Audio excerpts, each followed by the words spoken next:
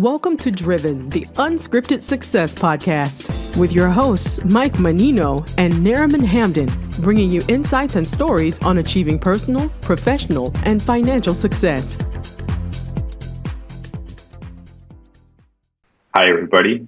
This is Michael Menino. Welcome to Driven Unscripted Success podcast. Today on the podcast, we're interviewing professionals who share their experience with you, the audience, on how they got to where they're at today.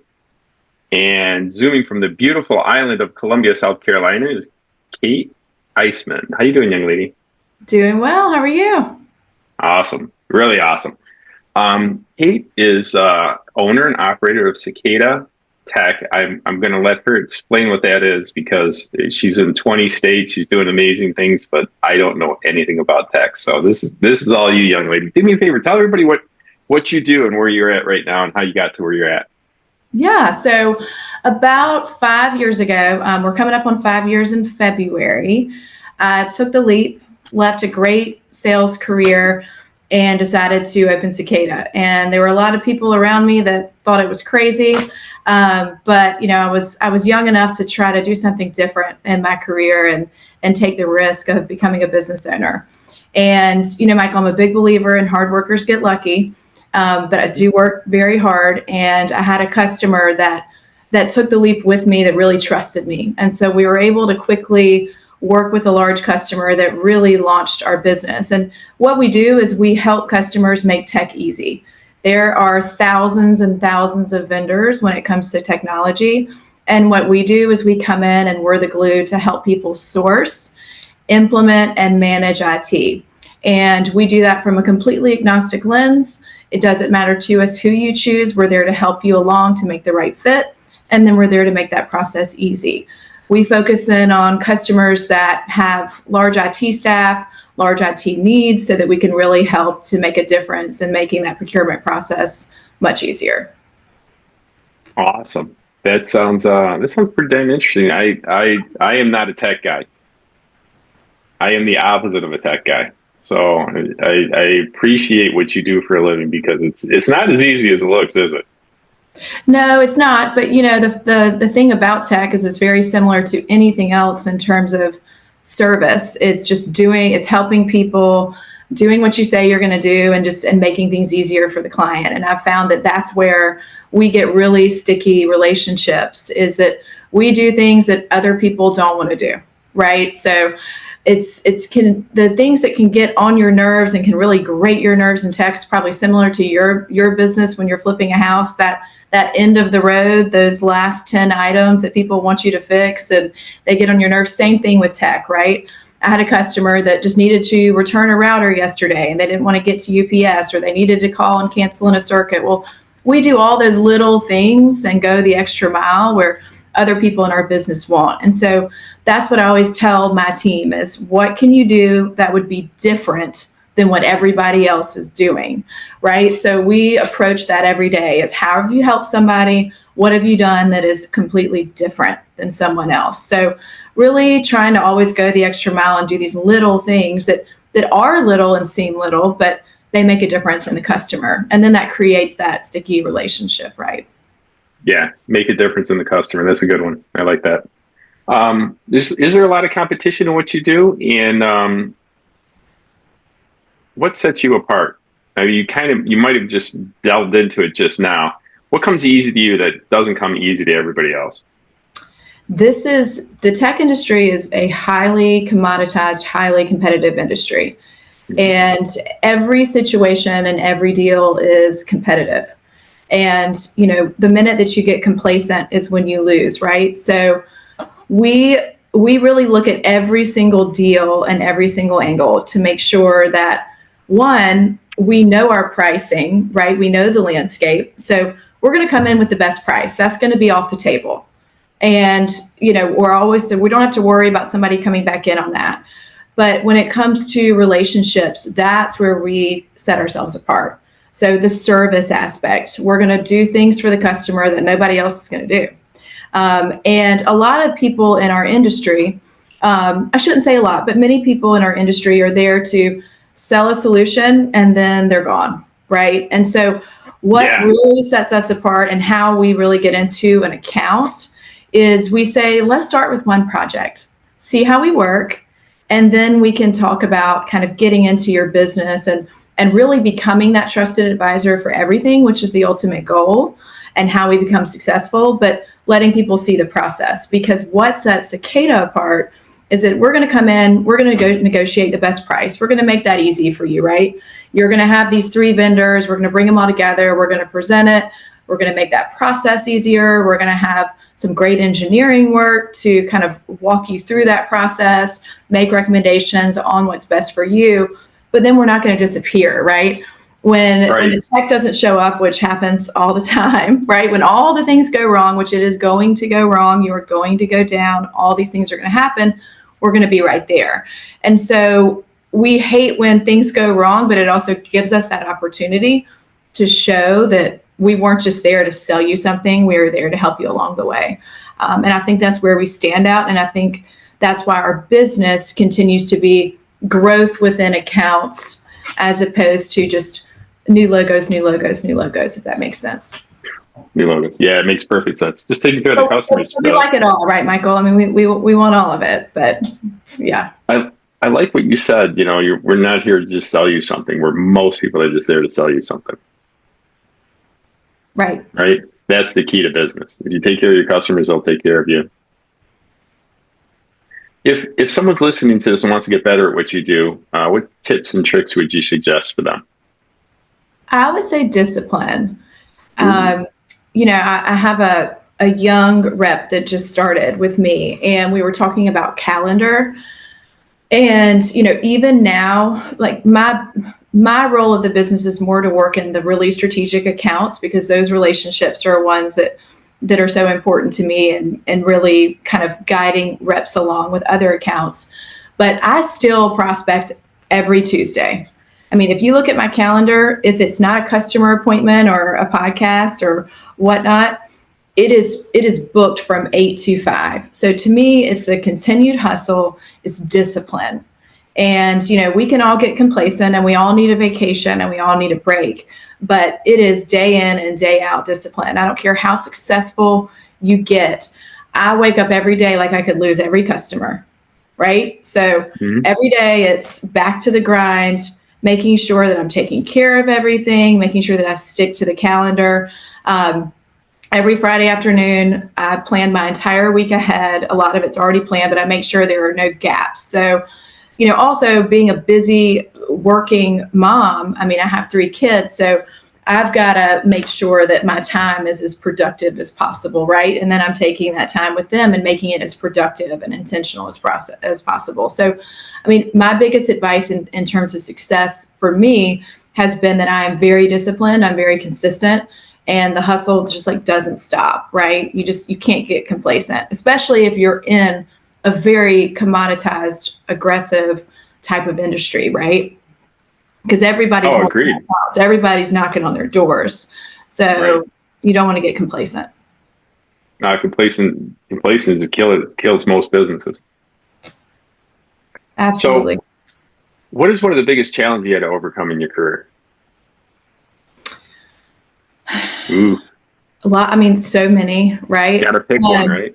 I think the biggest one is just like is continuing to have a thick skin, right? You got to hear no, and you got to get used to no. But I don't know, Michael, maybe with age it'll come more, but it still stings, right? And learning that, you know, if you're not getting enough no's, you're probably not working hard enough. And that's easy to say, and what I tell my team. But you know, I think sometimes, and it's interesting because sometimes deals that you don't get are ones that you don't expect, right? Or when I started my business, for people that are out here thinking like, oh, I'm gonna start my own business, I'm gonna start this consulting business because I have all these relationships and these people are gonna come along with me. Well, when I started Cicada, the relationships that I thought were a slam dunk, I walked in, guess what? You can work with me and I can order everything you're doing and it's going to be fantastic. Some of those said no. And now some of them are getting them back, right? But they were like, no, like you need to be in business longer. This doesn't feel like something I want to do yet. Like, or for whatever reason, not taking things personally, right? Like this is business. And not thinking that everything is based around you, right? There's so many different things that go into decisions that are made. So I think for me, the most challenging part was, or the hardest challenge was taking it personally when I started making assumptions that the relationships would come along with, but then being really pleasantly surprised in relationships that I thought, maybe they will, maybe they won't, that came right on board, right? So it goes both ways.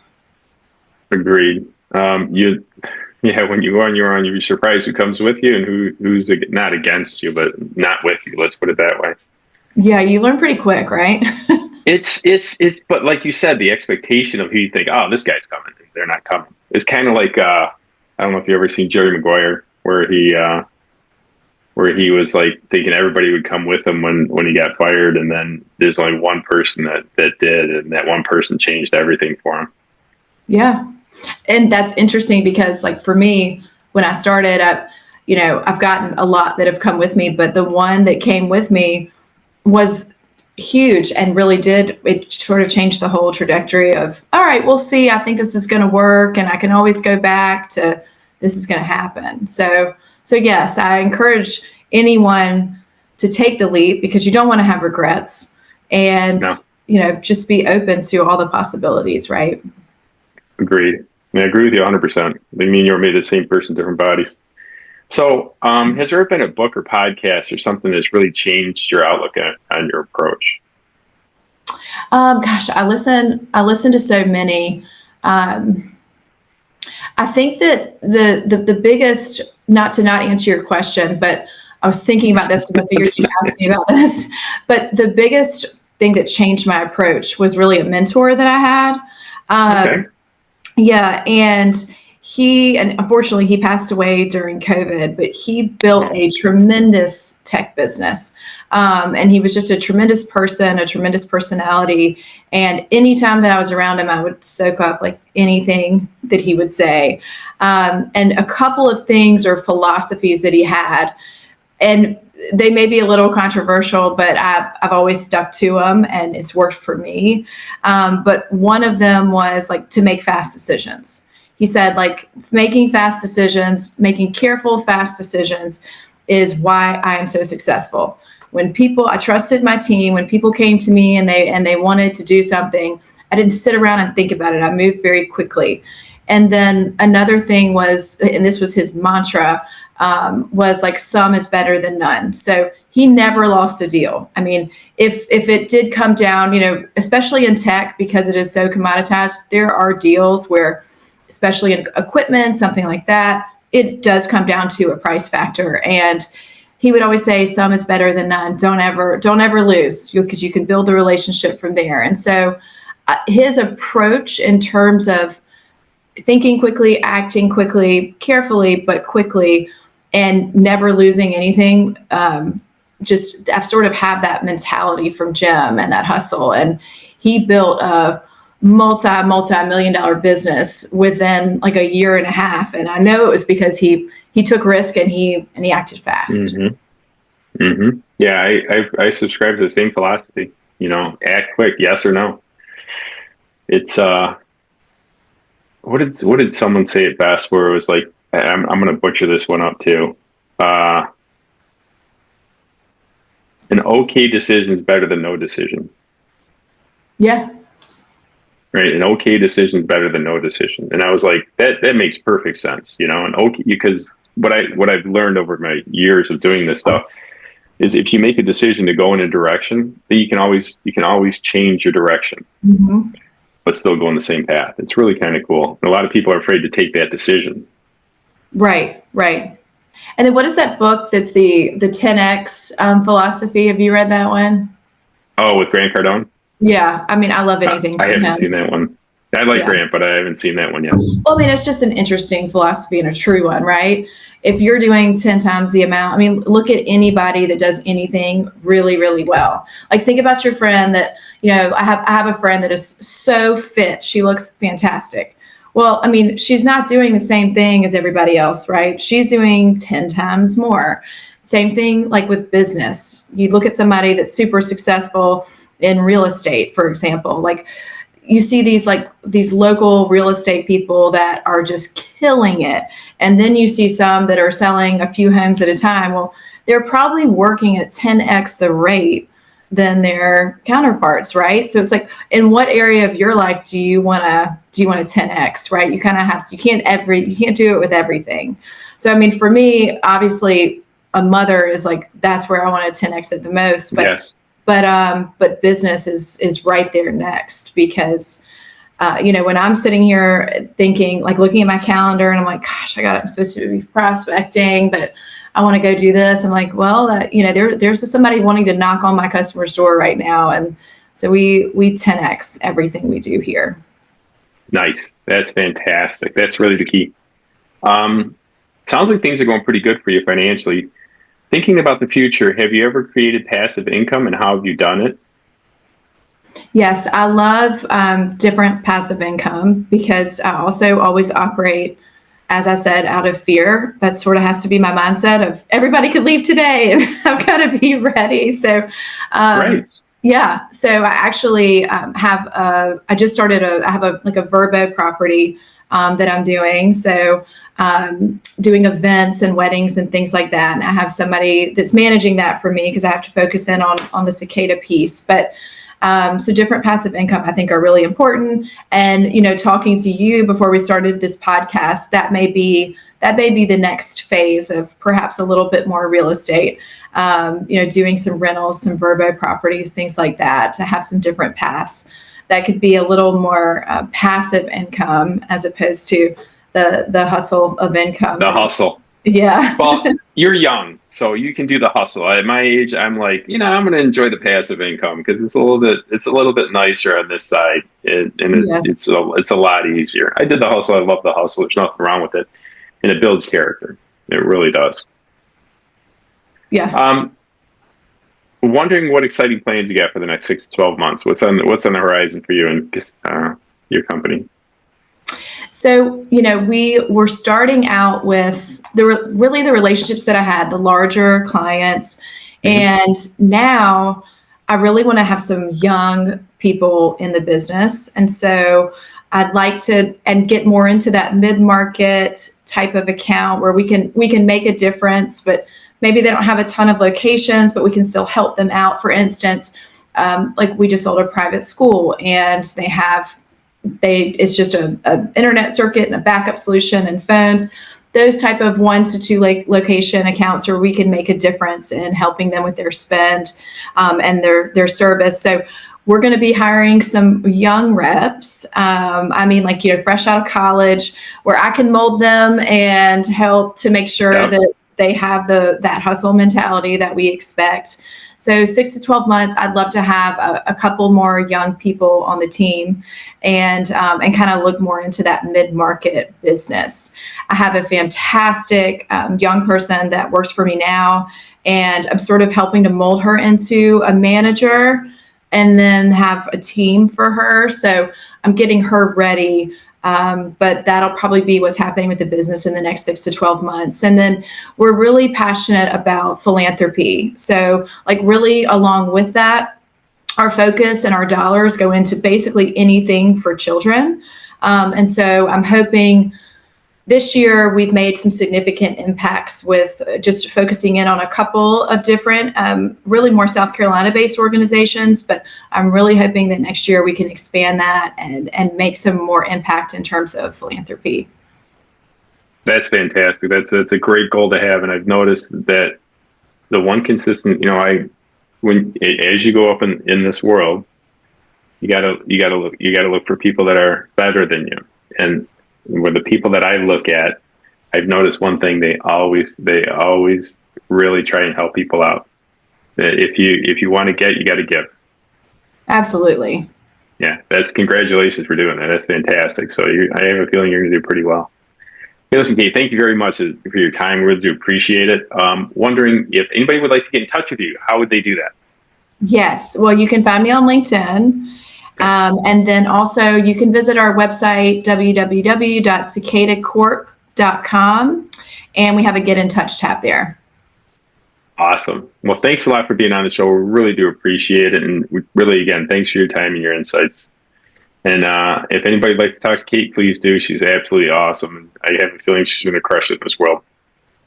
Thank you so much. Appreciate your time. Appreciate you.